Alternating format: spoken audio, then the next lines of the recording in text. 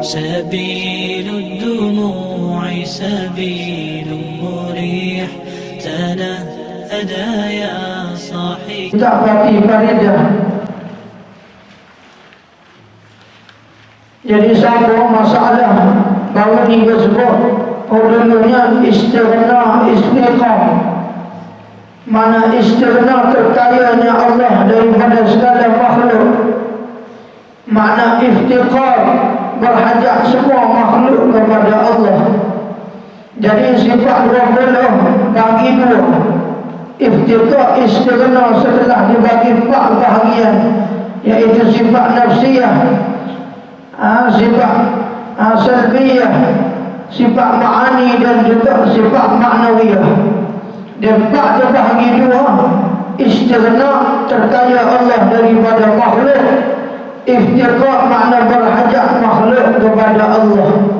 Adapun Allah yang maha kaya dan terkaya daripada segala makhluk, karena Allah lah yang mencipta segala makhluk yang ada ini. Jadi setelah kita tamat dah baca kitab tasawufnya, kita masuk pula masalah kitab usuluddin, ataupun dia panggil tauhid, ataupun dia panggil ilmu kalam, ilmu yang boleh membawa kita terkenal Allah. Setelah kita baiki amal kita supaya bersih daripada syirik, daripada riya, ujub, sum'ah, maka kita belajar pula bagaimana cara kita nak kenal Allah melalui sifat Allah. Karena Allah tidak boleh kenal melalui zat. Allah kena kenal melalui sifat, sebagaimana sabda Nabi sallallahu alaihi wasallam, tafakkaru bi khalqillah wa la tafakkaru bi zatillah. Hendaklah kamu fikir tentang kejadian Allah, jangan kamu fikir siapakah Allah yang menciptakan makhluk itu. Jadi Allah nama bagi zat, zat wajib al-wujud. Karena Allah itu tidak ada makhluk yang boleh hubung nama Allah kecuali Allah yang bersifat dengan zat yang bersifat dengan segala sifat kamalan, sifat kesempurnaan. Jadi kalau nak hubung nama Allah di makhluk tak boleh. Misal kata kita boleh anak bernama Allah, tak boleh. Allah satu nama yang layak bagi zat wajib al-wujud saja. Tak boleh hubung nama lain. Nak hubung nama di zat lain, tak boleh. Kerana Allah itu satu nama yang layak bagi zat Allah yang wajib al-wujud, ia dipanggil tidak kerana oleh sesuatu kerana. Kerana Allah tu bersifat dengan wujud, sifat nafsiyah, sifat yang bersendiri pada zat Allah yang wajib al-wujud, maka tidak boleh berubah nama Allah pada zat yang lain daripada Allah. Kemudian kata tua kita ini, setelah selesai daripada istighna Allah, terkaya Allah daripada makhluk, sesat iftiqar, yakni berhajat makhluk kepada Allah. Sifat 20 itu boleh tengok sendiri bagaimana dia bahagi sebelum daripada ni. Begitu juga Rasul, berapa sifat yang wajib bagi Nabi dan Rasul, berapa sifat yang mustahil bagi Nabi dan Rasul, harus bagi Rasul, semua dicerita sebelum daripada itu. Hari ini benarnya dia kata kaifiyah mengucap, bagaimana cara orang itu nak mengucap. Bila kata dia Islam, bagaimana cara nak mengucap. Ini disebut dalam kitab ini, cara mengucap. Ini cara kita berada bagaimana cara nak mengucap. Kadang-kadang kita ni Islam je, cara mengucap tak erti lagi. Ada. Dan telah berkata para ulama bahawa mengesahkan Allah Ta'ala itu dengan berkata kamu dengan kalimah la ilaha illallah. Jadi cara mengucapnya sepakat jumhur ulama dengan berkata la ilaha illallah setelah orang itu Islam dah. Adapun orang yang baru nak masuk Islam, dia kena sebut asyhadu alla ilaha illallah. Kalau dia Islam dah, tak payah sebut asyhadu. Semua ada buat kita ni Islam dah. Maknanya kalau kita duduk saja-saja beranak kata lepas ambil Ismail nak makan, lepas makan belum tidur, kalau tidur ngecak. Sari-sari Nabi suruh ngecaknya iaitu banyak sebut la ilaha illallah. Kita duduk kita tak mengorek bila-bila nyengir kita sebut la ilaha illallah. Ngatik kita bagi, ngecak kita bagi. Ada pun orang yang kafir nak masuk Islam, dia kena sebut asyhadu an la ilaha illallah wa asyhadu anna Muhammadar Rasulullah. Baru sah ucap. Ada pun orang yang Islam dah, tak boleh sebut asyhadu. Sebab kita nak ajar orang mati. Jemaah ulama beritahu, kalau orang yang nak mati itu Islam, kita ngajar kat dia nak mati, ajar la ilaha illallah. Tak payah disebut di telinga dia asyhadu an la ilaha, tak payah asyhadu kalau dia sudah Islam. Tu jemaah ulama-nya kata lagu tu. Dan apabila kamu mengucap dengan satu kalimah ini saja, sekalimah ni yang mengucapnya, tetapi yang eloknya hendaklah kamu ingat di dalam hati kamu itu Muhammadun Rasulullah. Bila bersama kemudian daripada kamu sebut la ilaha illallah. Tuan kita ni kata hujamnya, walaupun mulut kita ngatik la ilaha illallah, la ilaha illallah, dalam hati tu lagi Muhammadur Rasulullah. Apa hujamnya sekali. Jangan ngatik la ilaha illallah Muhammad tak ada. Jadi yang afdal kata tuan kita ni, maka eloklah. Mana elok ialah yang afdal. Itu makna elok kata tuan kita, iaitu kamu ingat di dalam hati kamu, tu hati kita ni Muhammadun Rasulullah, iaitu Nabi Muhammad sallallahu alaihi wasallam itu pesuruh Allah sallallahu alaihi. Jadi bila kita mengucap la ilaha illallah ataupun kita mengatik la ilaha illallah, Tuhan kita kata marilah dari hatimu tu maknanya Muhammadur Rasulullah. Bapa tu, dan jikalau tidak begitu, maka tidak begitu kalau kamu sebut la ilaha illallah saja, tak ada Muhammad Rasulullah, nescaya bersamaanlah tauhid kamu dengan tauhid Yahudi. Supaya Yahudi kalau mengatik saja, tak ada Muhammad Rasulullah. Bapa tu, kerana orang Yahudi itu mengaku ia Yahudi, Allah Ta'ala satu, tetapi tidak mengaku ia Nabi Muhammad sallallahu alaihi wasallam, itu jadi Rasul. Dia tak mengaku Nabi Muhammad Rasul, bahkan Nabi Musa ialah Rasul. Apa hebatnya? Orang Yahudi dia mengaku Nabi Musa pesuruh Allah, Nabi Muhammad itu bukan. Maka kalau kita mengatik la ilaha illallah saja, tak ada sebut Muhammadur Rasulullah, kalau kita hati mereka kata takut menjadi sifat orang Yahudi. Maka oleh sebab itu nak berbeza dengan Yahudi, maka bila mengatik la ilaha illallah dan hati memari Muhammadur Rasulullah. Ni bab tauhid ni dia kata. Kalau kita ngaji penama tu tasawuf, beza tasawuf cara ngaji lain. Tauhid ngaji nak kenal Allah, tasawuf ngaji nak mencuci amalan kita, tak boleh jadi syirik pada Allah. Tu ilmunya berbeza. Ni ngaji ngucap ni kadang-kadang Islam saja ngucap pun tak ada. Ngucap kat lagu mana tak boleh ya ngucap. La ilaha illallah ada 20 sifat lagi, mustahil satu haruf. Muhammad Rasulullah, tak yang wajib bagi Nabi Rasul, tak yang mustahil satu harus. Itu akidah tu. Kalau tak entah akidah tu, tidak Islam.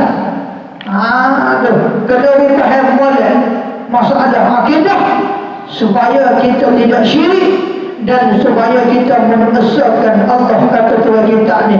Jadi kalau tak faham molek dia ngecak ni, ditakuti mengecak suka dengan orang Yahudi. Suka dengan Yahudi tak pula lah kita. Tu. Sebab tu Allah sebut dalam Quran, walan tarda ankal yahudu walan nasara hatta tattabi'a millatahum. Bermula orang Yahudi dan Nasara itu tidak reda kepada Islam selagi mana orang Islam itu tidak mengikut cara-cara Yahudi dan Nasrani. Sebab tu hari ini kita tengok banyak cara-cara kita orang Islam dalam perkahwinan, dalam mati, dalam bab itu bab ini mengikut cara-cara Yahudi Nasrani yang jauh daripada ajaran Islam. Ini jadi rosaklah bila kita tidak faham masalah mengucap. Jadi kalau kita ni beritahu supaya kita mengucap biar ada beza dengan Yahudi Nasrani mengucap. Jika ada tidak, kita mengucap itu serupa dengan Yahudi dan Nasrani mengucap.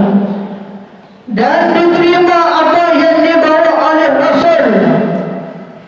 Bila mengucap sebut Muhammad Rasulullah, jadi kena terima apa yang dibawa oleh Nabi kamu, Rasul kamu, yaitu Nabi Muhammad sallallahu alaihi wasallam.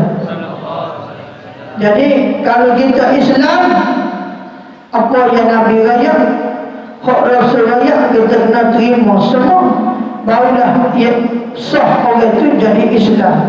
Dan wajib di atas tiap-tiap mukallaf. Makna mukallaf ialah orang yang akil balik, terima sekalian bagan yang dibawa oleh Rasul daripada segala perkara agama. Berapa hak Nabi raya masalah agama kena terima berapa, dan percaya yakni beriman dengan apa yang dikhabar, yang diberita oleh Nabi Rasul daripada segala benda yang ghaib. Ghaib makna benda yang tak nampak kamu nak tengok dengan mata, benda yang kamu tak boleh nak dengar dengan telinga, benda yang kamu tak boleh nak rasa dengan lidah. Itu makna benda ghaib. Contohnya Allah ada, ghaib kerana tak nampak tengok. Dosa ada, tak nampak tengok. Pahala ada, tak nampak tengok. Syurga ada, tak nampak tengok. Neraka ada, tak nampak tengok. Itu benda baik. Benda baik, hak Allah raya, hak Nabi raya, kena beriman, barulah sah Islam. Kalau tidak, bukan Islam. Allah sebut dalam Quran, allazina yu'minuna bil ghaib. Bermula orang beriman itu orang yang percaya pada benda gaib, benda yang tak nampak tengok dengan mata, benda yang tak boleh dengar dengan telinga, benda yang tak boleh rasa dengan lidah. Itu makna benda yang gaib, benda yang tak nampak tengok. Maka kita kena beriman, kita kena yakin, baru sah Islam. Kata pula kita mati faridah. Jadi kalau mengucap saja, mengucap percaya pada benda gaib, jadi Islam kamu itu tidak sempurna. Tidak sah Islam kamu. Jadi kalau kita tak beriman, tak percaya pada Allah, pada Rasul, pada benda gaib, maka tidak sah mengucap kita. Kena mengucap semula lah bagi. Maka sebab itu mengucap bukan sebut saja, bahkan yakin dalam hati kita bahawa betul sungguh apa perkara yang diberitahu oleh Allah dan Rasul daripada perkara yang gaib, maka wajib kita beriman, wajib kita percaya, baru sah iman kita. Kalau tidak, tidak sah beriman dengan Allah dan Rasul. Dan bermula beriman dengan segala Rasul itu dengan ijmal, yakni baru, maka wajib beriman kamu dengan adanya segala Nabi dan Rasul di atas jalan ijmal. Iaitu wajib kamu iktiqadkan ada bagi Allah Ta'ala itu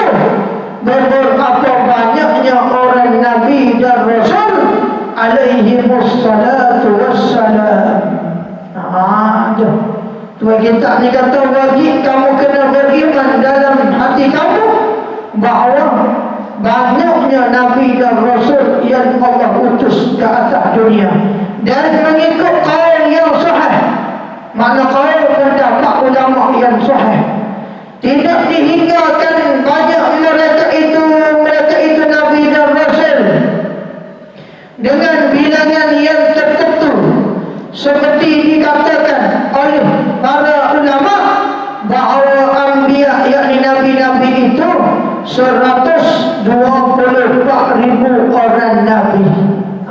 Berarti molek kita.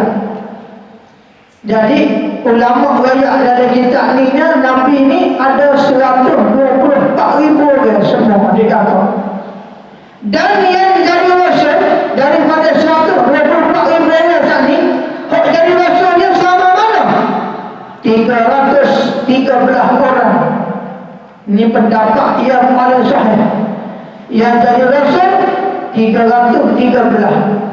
Dari kitab lain sebut antaranya disebut dalam kitab Aqidatul Najim atau Durrus Samin, yang jadi rasul itu 314 orang, dan ada riwayat mengatakan 315. Tapi yang paling sahih dari kitab Fatih Faridah ni kata bilangan yang jadi rasul itu daripada 124,000 orang itu ialah 313 orang. 313 hak rasul. Hak lagi kita tahu dia 25. Adam Idris itu depan sikit lagi dia sebut dalam kitab ni. Wallahu a'lam. Tersambung pula malam ni. Jadi kita berhabis dalam seminggu dua ni kitab Fatih Faridah yang tak banyaklah lagi juga kita nak berhabis.